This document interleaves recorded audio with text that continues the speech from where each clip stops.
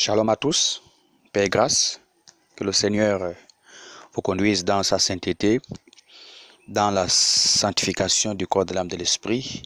Cela est notre but pour lequel nous avons été appelés, choisis du Seigneur.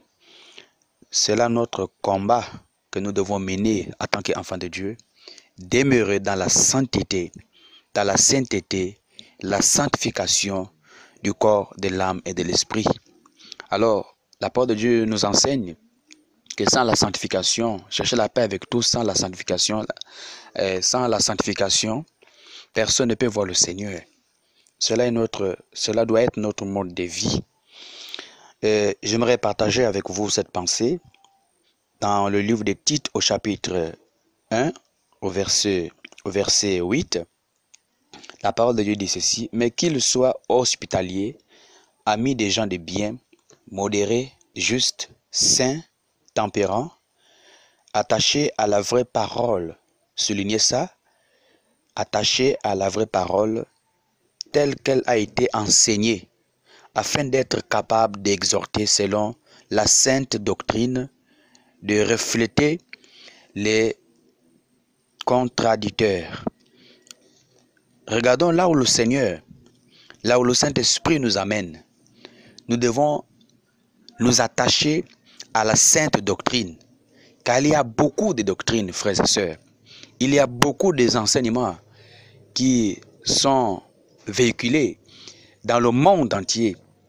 Et nous trouvons dans tous ces enseignements les doctrines, la doctrine de Christ et d'autres doctrines, d'autres enseignements, des faux enseignements que le monde nous propose, que Satan véhicule pour embrigader la vie des enfants de Dieu.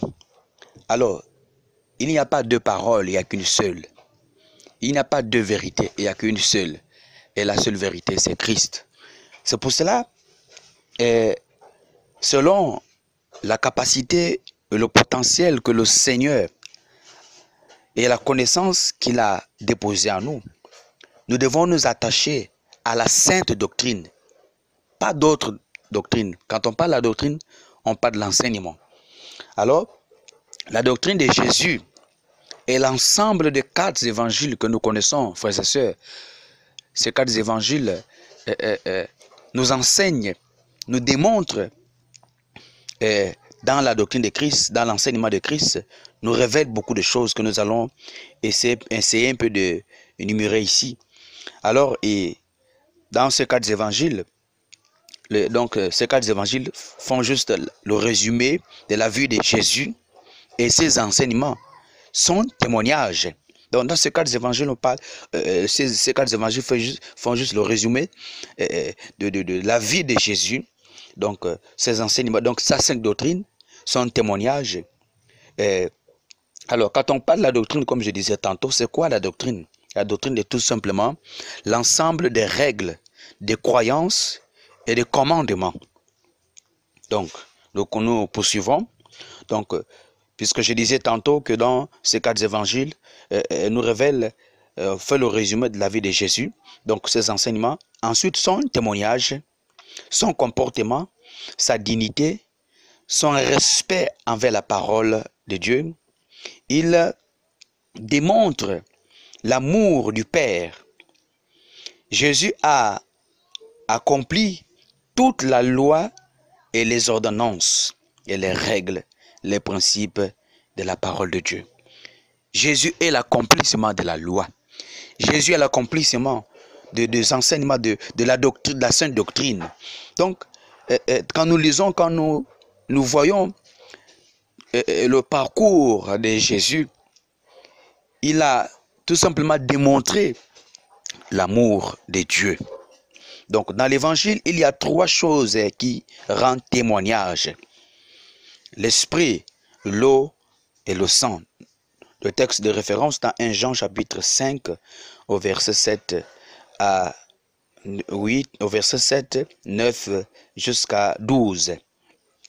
Ensuite, nous parlons aussi le témoignage. C'est tout simplement, comme je disais tantôt, que dans la doctrine de Christ, dans la vie de Jésus, il a témoigné, il parle du Père, donc il a témoigné de l'amour du Père. Donc le témoignage, c'est juste rendre part à la vérité de l'Évangile. Donc c'est juste témoigner de ce que nous avons reçu, témoigner de l'Évangile, de la sainte doctrine. Nous ne devons pas avoir peur, frères et sœurs, de dire des choses telles qu'elles sont. Nous ne devons pas avoir peur de dire des choses telles qu'elles sont parce que le Seigneur nous interpelle dans sa dimension. Donc dans la dimension du Seigneur, dans la dimension du Saint-Esprit, nous devons rendre témoignage de la parole de Dieu. Témoigner de quoi? De ce que nous avons reçu, de l'évangile que nous avons reçu. Nous devons partager la sainteté, la révélation de ce que Dieu nous donne. Nous ne devons pas avoir peur de ces choses, frères et sœurs. Je mets l'accent là-dessus parce que c'est là où se trouve la connaissance et la vérité. De témoigner, rendre témoignage de Jésus. Témoigner, rendre témoignage. C'est dire les choses telles qu'elles sont, sans ajouter, sans retrancher. Donc, nous pouvons voir le texte de base dans Matthieu chapitre 10 au verset 18. Le Seigneur Jésus veut que nous témoignions de lui. Il veut que nous parlons de lui. Il veut que nous partageons, nous vivons comme lui. Il a dit, soyez saints comme moi je suis saint. Nous devons vivre dans la sainteté. Il a dit, n'aimez pas le monde ni les choses du monde. Nous devons partager la connaissance que nous avons reçue. Le Seigneur Jésus avait dit à cet homme dans Matthieu chapitre 24 au verset 14, cet homme riche quand le Seigneur entretenait avec lui, donc cet homme riche qui est arrivé, et le Seigneur lui dit que il voulait être sauvé, il pose la question, je vais être sauvé, et Jésus lui dit, tu connais les commandements, et il a repris qu'il connaissait ces commandements depuis sa jeunesse, et Jésus lui dit, il faut que tu vendes tous tes biens et que tu donnes aux pauvres. Donc, va vendre tes biens, ça veut tout simplement dire, va rendre témoignage de Dieu dans ta vie. La vérité, en faisant les dons pour servir, et tu auras une récompense dans le ciel. Donc, Jésus voulait dire que, au travers des richesses que tu as, va rendre témoignage, va faire des dons, va investir pour l'œuvre de Dieu. Et ensuite, tu auras un trésor. Donc, lui n'a pas accepté cette parole. Pourquoi? Parce que il avait peur de rendre témoignage, parce qu'il était tout simplement attaché au bien. Donc cet homme juif qui connaissait la loi, qui connaissait les règles, qui connaissait beaucoup de choses, mais n'a pas pu observer. Et pourquoi? Parce qu'il manquait l'amour de Dieu en lui. Donc celui qui aime Dieu est prêt de tout laisser pour sauver sa vie. Celui qui aime Dieu est prêt de tout laisser. Il est prêt de rendre témoignage de l'évangile. Il est prêt d'être assis sur le plan spirituel, de recevoir la doctrine de Christ, d'accepter les enseignements. Parce que ce que nous disons aujourd'hui, la Bible dit que les gens enseignaient, les gens prêchaient parce qu'ils étaient poussés par le Saint-Esprit. Donc, ceux qui vont écouter ce message de la sainteté, de la sanctification, de la repentance, ce message que beaucoup négligent, que beaucoup rejettent, ce message de dépouillement. La sainteté, c'est la doctrine de Christ. La sainteté, c'est la doctrine de Christ. Donc beaucoup négligent ce passage, ces enseignements, parce qu'ils se disent que ce sont des choses qui viennent des hommes. Non, celui qui aime Dieu doit écouter Dieu. La Bible nous donne le discernement des esprits. Pourquoi pas avoir le discernement des esprits? Pourquoi pas demander le discernement de savoir si ces paroles viennent du Seigneur ou pas? Mais Car selon ce que je sais, que si quelqu'un va t'enseigner de laisser les choses du monde, va t'enseigner d'abandonner les parures, les choses du monde, ça veut dire que cet enseignement-là vient de Dieu. Ça vient de Dieu. Et cette personne doit accepter ces enseignements afin d'être sauvée. Nous poursuivons dans 2 Timothée, au chapitre 3, verset 16, la Bible dit ceci: toute écriture est inspirée de Dieu et utile pour convaincre. Voilà le témoignage de Christ, pour convaincre. Donc lorsque le Saint-Esprit vient à nous, lorsque nous écoutons, la bonne parole doit nous amener à nous repentir, doit nous convaincre. Aujourd'hui, nous écoutons des prédications, des messages qui défilent sur le net, des messages qui n'amènent plus les âmes à se convertir, qui n'amènent plus les âmes à pleurer à cause de leur mauvaise vie, à cause de leur façon de vivre, qui n'amène plus les gens à se repentir, à pleurer, à se décider, à se dépouiller, à vivre une vie de repentance.